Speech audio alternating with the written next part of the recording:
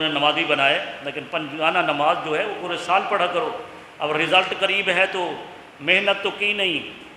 محنت نہیں کی اور صرف دعاؤں سے، دعائیں بھی تقدیر بدل دیتی ہیں، لیکن اللہ کا حکم محنت کرنے کا بھی تو ہے، اور یہ عبادت تو ہر وقت فرض ہے نا، نماز وغیرہ۔ تو اسی طرح سے اللہ تبارک و تعالی کی بارگاہ میں اس کی نعمتوں کا شکر ادا کرنا چاہیے۔ جو اس کی نعمتوں کا شکر ادا کرتا ہے تو اللہ تبارک و تعالی اس کے لیے نعمتیں بڑھا دیتا ہے۔ شیخ عبد القادر جیلانی نے فرمایا کہ مال جب حرام کا ہو جائے تو اس وقت اللہ کا عذاب آتا ہے۔ آج کتنا فیصد ہے؟ علماء کرام نے بڑی کوشش کر لی حکومت کو بنانے کی کہ ہم اس کا بدل دیتے ہیں، سود کا کام ختم ہو جائے، سود کا کام ختم ہو جائے، ہم اس کا نیم البدل دے رہے ہیں کہ سود بھی نہیں ہوگا اور سرمایہ بھی اس سے زیادہ ہوگا، لیکن نہیں،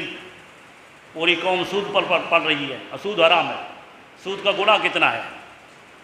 سود کا گناہ کم سے کم اگر میں بیان کروں کہ کم از کم گناہ کیا ہے، ایک وہ کم از کم گناہ جو حدیث پاک میں ہے، میں زبان پر نہیں لا سکتا،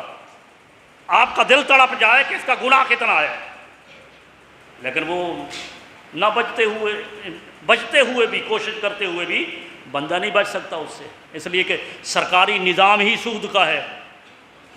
تو جب اس طرح کا معاملہ آ جائے تو فرمایا کہ اللہ کی مصیبت نازل ہوتی ہے۔ یہ جو آپ پر، ہم پر، بالخصوص غریبوں پر، سفید پوش لوگوں پر یہ جو مہنگائی کی مصیبت نازل ہو چکی ہے، یہ ہمارے کرتوتوں کی وجہ سے بھی ہے، مال حرام کی وجہ سے بھی ہے، ہمارے کرتوت اور مال حرام کی وجہ سے ہے۔ جب ہمارے کرتوت ایسے ہو جائیں تو پھر ہم پر نگہبان، ہم پر جو حکمران ہوتے ہیں وہ عادل حکمران ہم پر قائم نہیں ہوتے، عمر فاروق جیسے، عمر بن عبدالعزیز جیسے، بلکہ ایسے بدتینت حکمران جو آج ہم دیکھ رہے ہیں، جنہوں نے ملک کو ہڑپ کر لیا، کھا لیا، ملک کے پرخچے اڑا دیے، ان کو کوئی پرواہ نہیں غریبوں سے، کوئی ان کا ملک غریب جائے باڑ میں، کوئی عوام سے انہیں سروکار نہیں۔ اب تو بد دعا منبر پر بھی اور نمازوں میں بھی ہوتی ہے کہ ایسے بدتینت، ایسے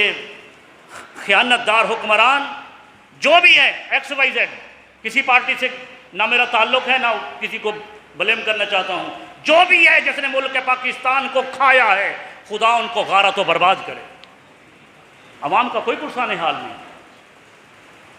شیخ عبد القادر جیلانی نے فرمایا کہ دوسرا کام جو ہے نا وہ یہ ہے جس سے اللہ کی مصیبتیں نازل ہوتی ہیں، فرمایا جب چغلی اور غیبت عام ہو جائے، چغلی اور غیبت جب عام ہو جائے تو اس وقت جو ہے وہ اللہ تبارک و تعالیٰ کی نعمتیں چھنتی ہیں اور اللہ کی طرف سے مصیبت نازل ہوتی ہے۔ آج یہ چیز ہے یا نہیں؟ نہ چاہتے ہوئے بھی دوست ہم دو چار جب بیٹھے ہوں نا، آج جو لمحہ خلوت میں گزرتا ہے نا، خدا کی قسم وہ اچھا ہے۔ آج ہم اگر اکیلے تنہا بیٹھے ہیں تو وہ وقت اچھا گزر جاتا ہے، دو چار دوست بیٹھیں گے، نہ چاہتے ہوئے بھی کسی کی غیبت ہوگی، کسی کی چغلی ہوگی، تو چغلی غیبت عام ہو چکی۔ یہ چغلی غیبت کی وجہ سے اللہ کی رحمتیں نہیں برستی۔ سابقہ امت نے موسیٰ علیہ السلام کا واقعہ سنا،